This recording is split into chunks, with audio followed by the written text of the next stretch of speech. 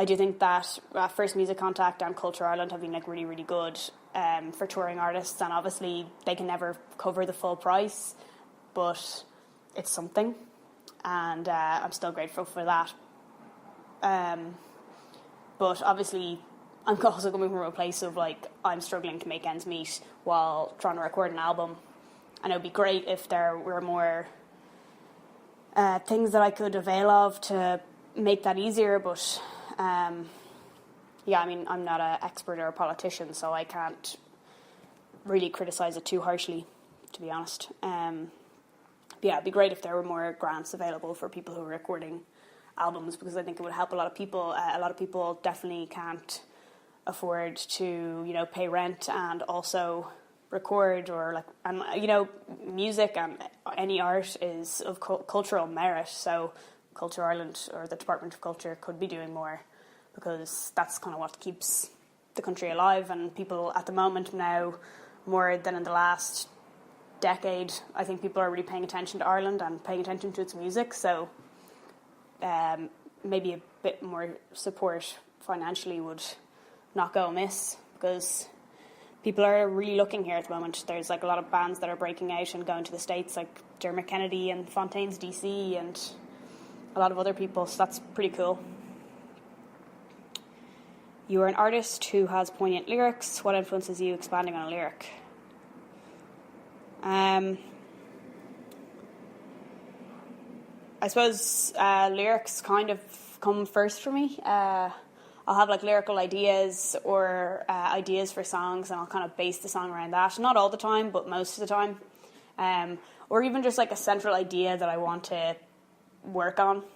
A lot of my songs, I suppose, are kind of like love songs or heartbreak songs. I have written a few songs that are about family and, you know, politics and climate change and stuff like that. But anything that is more popular that I've written has been kind of most centrally about like love. I suppose the lyric is the real kind of release for me. Like, I love music and I love melody, and it's really important. But for me, lyrics are the kind of the real draw. Like, I can't listen to a song a second time by another artist if I think that the lyrics are not great, or I find that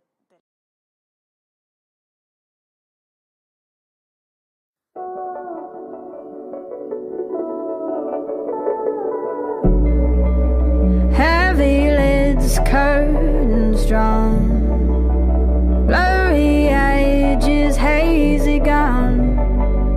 I am wasted,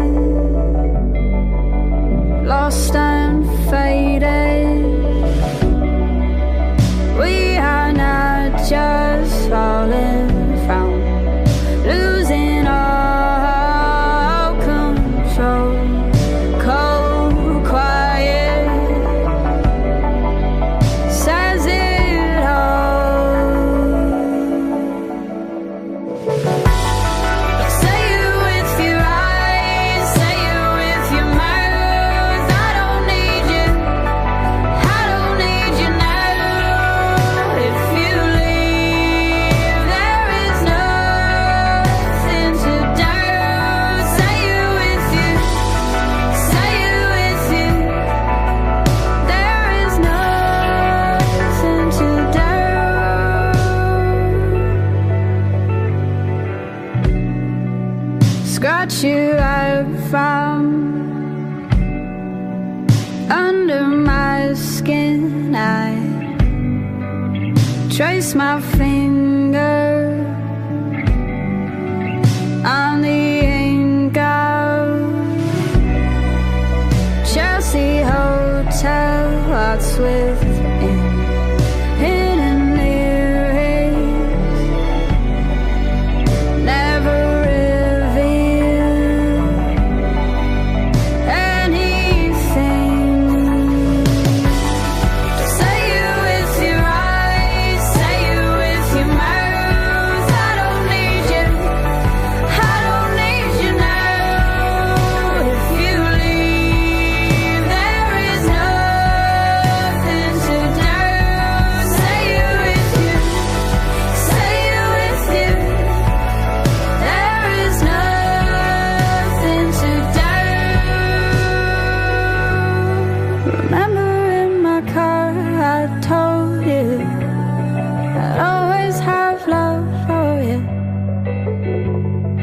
Remember in my car I told you I'd always have love for you. I'd always have love for you, for you. Say it with your eyes, say it with your mouth. I don't need you, I don't need you now. If you leave, there is nothing to do. Say it with you, say it with you. There is nothing to do. Say it with you, say it with you. There is nothing to do. There is nothing to do.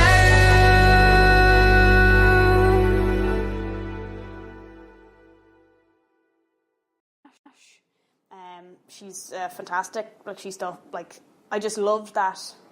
I'd always listen to people like Jeff Buckley and like New Order and all this kind of stuff, and a lot of their lyrics were really pretty and you know, they're like metaphors and stuff like that.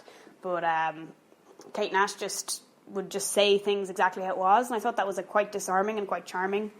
So that was something that I kind of got into for a while. And I guess the way I write lyrics is changing all the time. And I kind of like to mix it up between lyrics that are really obvious and lyrics that are quite hidden. So, yeah. Touring is cool in a lot of ways. It's cool to go out and meet people in different places. You can go into a random town you've never heard of, and people will be so enthusiastic about your music, and really, really cool. Like, you meet the most amazing people, and you find like a much greater understanding of the place that you're in by meeting the people who are at gigs when you're touring. I don't love being when I've toured alone. I don't love being alone for a long time. It can be quite lonely. It's really hard on your health. But it's really good crack. There's like loads of good stuff I've had, and I did a tour with Will Varley in October, which was fantastic, and like it was so much fun and like an amazing experience, and I learnt so much from Will, and I kind of just learned so much about the different places that I went to, and it was a really fantastic experience. But obviously there were times where I was like, I just want to go back to my own bed, and I don't want to sleep in another B&B, or I don't want to get on another train, because I was doing it all on trains. So I think I took like 40 trains or something within 18 or 19 days, because loads of them I was doing, like some of them were like 3 or 4 different journeys in a day. So that was intense. But yeah, really cool experience. But I guess it can be a bit lonely, and there's been times where I've done it and I've not enjoyed it so much, and I kind of, you get into it what you put in, much like everything else in music. If Ailbhe Reddy was not a musician, what would she be doing? I did a degree in psychotherapy, so I might be working in that. That'd probably be what I'm working in, or else I did Irish and history in college as well, so I might have been a teacher. So I might have been a teacher with not a lot of patience, because I'm not the most patient person in the world, so maybe it's best that I didn't. But I still have like a massive love for psychotherapy and research and psychology, so I'd probably like to expand in that in a few years. I'm also like really interested in the production side of things, so there's a few different things that I'm interested in. There's lots of different things that I'd like to do if I wasn't doing this. If I was stranded on a desert island, what 3 tracks would you bring?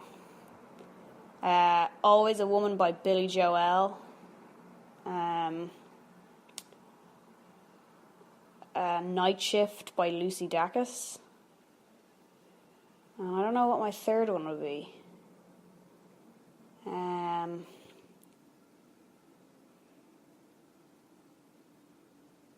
C'est la Vie by Bewitched.